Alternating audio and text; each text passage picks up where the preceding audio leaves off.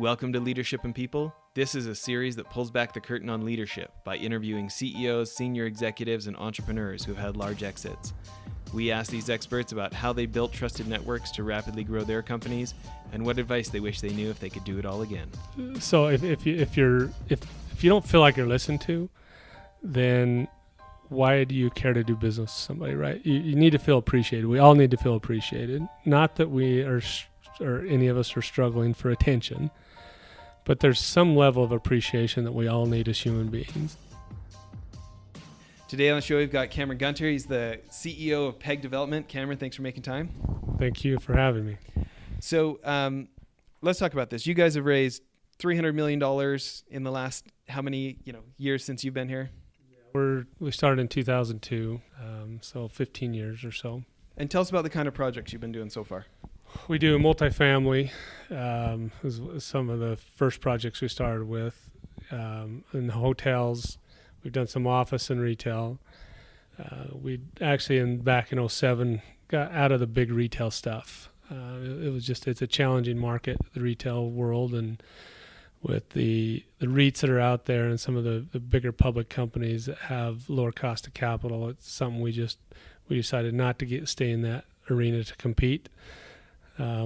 We are doing some smaller stuff, and there's potential to do some more master planning communities with retail in it. But from a standpoint of really being a retail developer, we've stepped out of it and really focused on the multifamily aspect, the apartments where we have long-term income and coming into us, and then also the hospitality component of development. We've really had some success in hotels, and it's really helped build our company because we have that ability to find the right locations and find the right brand and be, have a relationship with the brands, the big brands.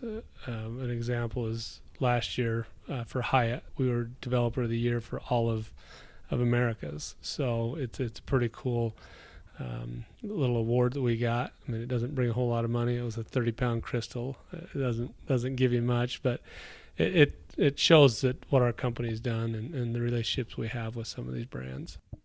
And so about how many projects? You came on in 2002, is that right?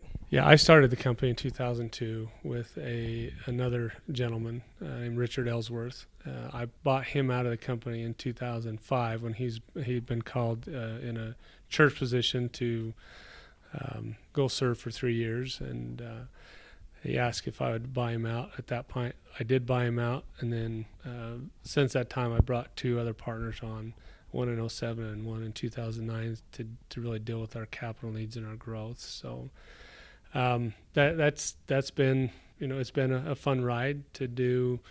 We'll do about 1.2 billion cumulative through to date, with another 300 to 400 million on the docket over the next year to 2 years. So, yeah, that's exciting.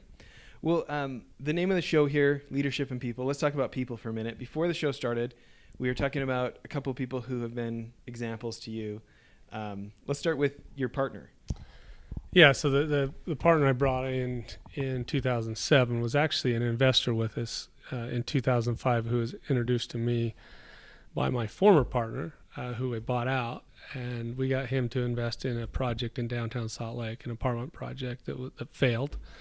Who I actually had another guy we talked about earlier, is Shawn Bradley, who was in that project with a couple of other guys that were trying to figure out how to get out of it. We came in and helped them really perform on an apartment project downtown that was really challenging. And so because of how we performed on that project and what we did to get it from nothing to now to a cash flowing asset, we built some good relationships. One is with the partner that I had buy-in in 2007, where he bought 40% of the company and I owned 60%. His name is Reed Halliday, has a company he was a Goldman Sachs guy, and then he went out and started a wealth management company himself, a boutique company that really he focused on relationships and focused on how to treat people and what to offer people versus maybe the way Goldman Sachs did things in the past, where there was less personal, more and they were more business. And I think Reed has the idea of, look, relationships are important. I need to treat everybody the same. Everybody should be important regardless of who they are. And just watching him and the way he treated me, the way he's treated some of our other partners or other investors, has been like has been friends with him for a long time. And I think as we continue to go through life together with him and with anybody else, I think the important thing is everybody should be treated that way, regardless of what status you are in your company, whether you're at the top of the food chain or at the bottom of the food chain. That everybody has good ideas. Some aren't, some are. But if we listen to them all, I think it benefits us all, and we treat everybody the same. I think relationships grow, and you just never know who's going to be a partner in the future. So, what's an example of this? Being more dialed into them as a real live human. Or just what does it feel like to work with him compared to maybe some other folks who aren't at his level? You never feel with Reed, you never feel like you're not listened to, right? So your opinion is valued. At the same time, it makes you value his opinion as well. And so another example is I worked for J.R. Simplot Company, and one of the things is I was going through, that was early in my career after I graduated from college. One of the things that he did very well, a lot of people don't like JR, some love him. But one of the things that he did very well is he let the employees, even the new employees, especially out of college, let them have a say. And he did it in a way that nobody knew who was talking. So he had this innovation center that it was this big room, and they all had computers. This was back when the technology wasn't what it is today. But they'd have a brainstorm session, and they would have everybody from the CEO down to the interns in the room. And you could say your opinion right there. Nobody knew who it was. And some of the most valuable opinions were some of the younger people. But implementation took the CEO or the guys that had the experience. So I think using that example and seeing how Reed acts interpersonally is really what a good leader should do. And that's been a very good example to me. You think about this thing that you said, you really feel listened to when you talk to him. It's funny, I've a bunch of friends from Goldman or Merrill or Morgan Stanley or something, right? And I think there's a lot of guessworks of what it's like to work at those places. And it's funny how the number one skill you bring up is his ability for people to feel listened to. Why do you think that makes such a difference in business? We all want to be listened to, right? So if you don't feel like you're listened to, then why do you care to do business with somebody, right? You need to feel appreciated. We all need to feel appreciated. Not that we are or any of us are struggling for attention, but there's some level of appreciation that we all need as human beings. And I think that has a lot to do with or how that relationship is built. Is if you're neglecting me or you're not paying attention to me, and I'm off thinking of something else, then why would I want to continue to do business with somebody like that? Just because they may think they already have that knowledge now and they don't need me, and that relationship may not go very far down the road if you become partners or if you end up doing business, is because somebody now is and maybe not to say the controlling partner, but they have it already in their mind what they're going to do versus opening it up to other opportunities. So, and some may want to do that. I mean, not everybody works together as partnership, right? But if you can, and that's why I've liked Reed, is because he's open. His mind's open. He's willing to listen. He's also willing to give input, which is great. So learning from him, now I have that ability to listen to other people as well. It's interesting. It sounds like such a simple concept, right? I think, I'll just ask you, why do you think so many of us, especially maybe ambitious folks or folks that have gone to leadership, why do you think we struggle to do such a simple thing? Why do we spend so much time talking and telling? Well, as I think, for me, an example is sometimes I think I know the answer, right? Because I've had the experience doing it one way. And sometimes we get so stuck in how we did it before that we don't think there's a different way, or we don't think there's a better way. And I've found myself doing that with my current employees, that, look, I think this is the way to do it. And I've had to step back and say, okay, there is different ways to do it. Now, sometimes ultimately we end up doing it the way that we talked about in the first place. But a lot of times that's not the case. We've changed things at our company because of input from different people in the company, different partners, different staff members. And so I think it is that we have done it one way and we think that's the right way, but we don't open our minds enough to say, let's look outside the box. Let's see if that way does work and explore that. Sometimes it's easier just doing it the way we did it the first time. And so for somebody like your partner who, let's face it, he's a smart guy. He probably has some of those thoughts already. When he does fight that temptation and he listens first, what kind of an advantage do you think he gets by doing that?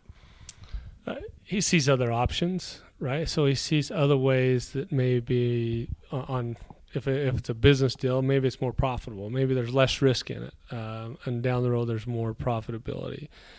You know, we're talking about an investment now that, you know, he has his opinion on what he thinks he wants to do, which is a good opinion on it, but there's also some components that we think is a better way.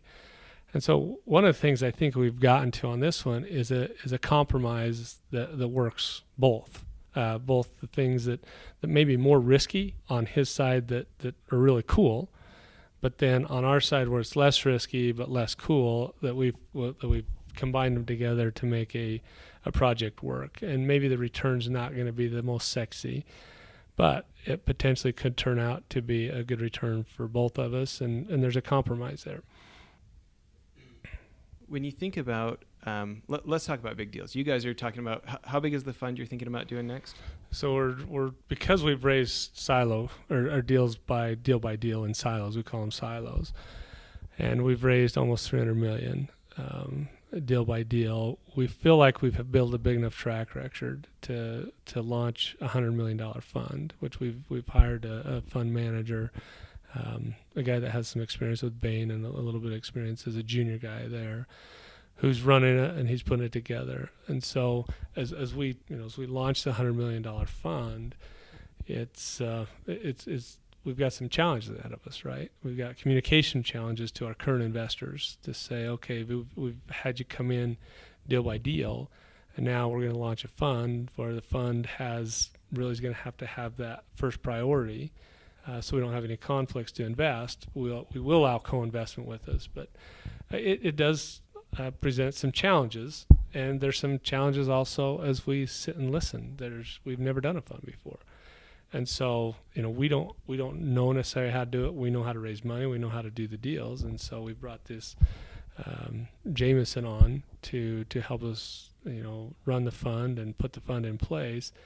And, we need to listen to other people. We need to listen to my partner. We need to listen to other people who have had that experience, including you. I mean, you've obviously had some experience in raising equity and raising a fund. So it's important for us as we do this fund to understand all the dynamics of it.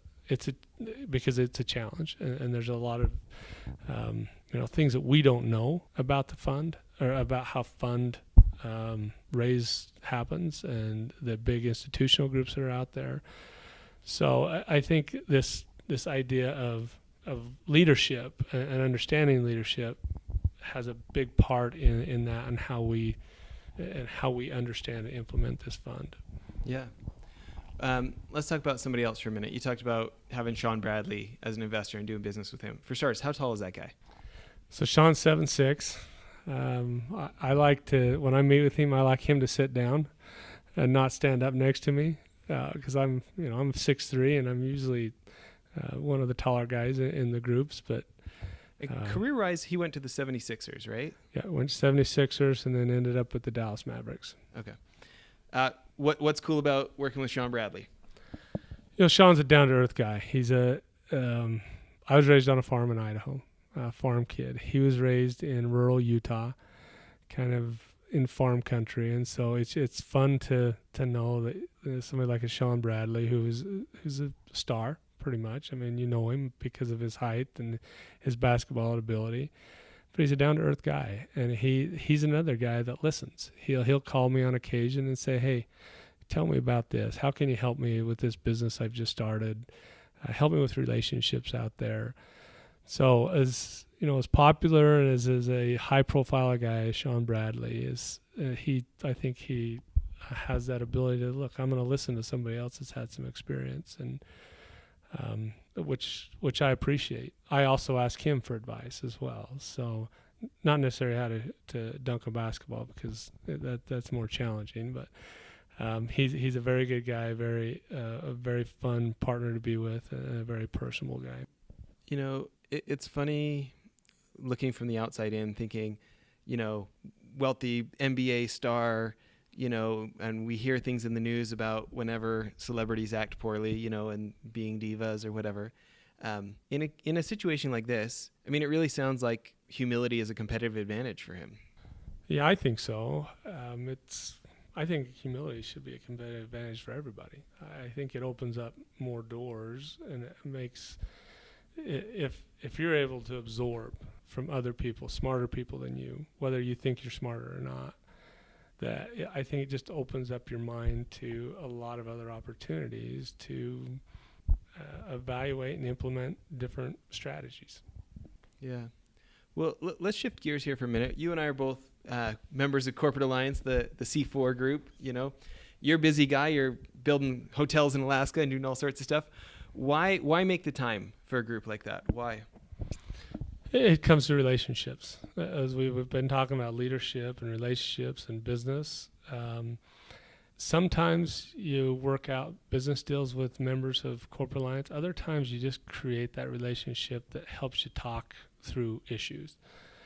Or they may have a relationship, right? So, I've found myself on occasion talking to some of the members saying, look, here, I've got this issue. We're going through some growth. How do we scale this? Look, am I the right CEO? What do I need to do as a CEO? How do you know if you're doing the right thing as a CEO? How do you know if you've got the right people in the right positions? So those things have been very helpful for me from a standpoint of you're building a relationship. It's not a high pressure situation. And a lot of times, my other partner, Mark Bingham, says this all the time. He says, it's lonely at the top. And what that means is sometimes you just don't have people to talk to about things that are happening in the company that you shouldn't be talking about, right? They need to go and think everything's fine. Your employees, they need to know where you're at. But sometimes there are decisions you have to make that really take you to make them. And so an organization like Corporate Alliance helps it be not so lonely at the top. I couldn't agree more. I'm thinking about, the event you and I are both at on Friday. And I think, like you said, you want the investors to think you know what you're doing, so you're not necessarily telling them about the parts of your life you don't feel like you know what you're doing. You want the staff to feel like they've got a leader who they should be trusting to lead from in front. So you don't always discuss everything with them at first. You don't want to freak everybody out, right? And for me, that event we were on Friday, there's got to be 150 people there, right? And knowing that there's all these people going through the same kind of things and like telling the same kind of sarcastic jokes about the parts of our lives that nobody else in our company has that exact problem if we're the CEO, but you're now in a room full of 75 CEOs and their spouses feeling like, okay, it's okay. I have these struggles. There's other people in life with these struggles too. And maybe it helps with the self-pity or the loneliness or those kind of things for me, I think. Yeah, you're exactly right. And that, there's a benefit, and you feel comfortable, right? Now you've got business friends. And I know some people in that organization are more than just business friends. They're friends outside, and they do a lot together. So it creates where you have some similarities in business in that where you're at, that now you have that ability to escape or make that your escape versus some other escape that somebody may do. So, yeah. Well, listen, we're getting close to the end of part one here. Why don't we close with a question? Thinking about all the mistakes you have to made, because everybody in business has made mistakes, what's something you wish you would have learned earlier? Boy, that's a hard one because there's a lot of things I wish I would have learned earlier. Probably the biggest one. I started my career as a CPA, graduated from college. Well, played football and went to college, got a degree in accounting, and went and started my career in accounting, and then went and became a city manager. I always had a thought, look, I'd love to be a business guy. I love that concept of having something myself. I grew up on a farm, so anybody that doesn't think a farmer is a business guy that has their own farm that has to rely on Mother Nature to make things work is crazy. It's not just a farmer; they're business guys. And so, some of that where you have your own, you control your own destiny. But it took me until how old was I? Mid-30s or so, early 30s, before I took the shot at doing something on my own. Which was good and bad, right? I got the experience to get to where I was. So, hindsight, I probably would have said, look, maybe should I have done a little bit sooner? That may be on one of them. And then just after I did it, probably the ways I did, I jumped in big time. We jumped into a $32 million project right off the bat. And with the experience that I had, it was probably a little bit too much. And we did okay, and we were where we're at, but should have started smaller. Maybe life wouldn't have been so difficult to get to where we're at before the downturn. And so the downturn was a little tough for us, but we got through it, and it's been great. I like the stoic Idaho farmer. The downturn was a little tough for us.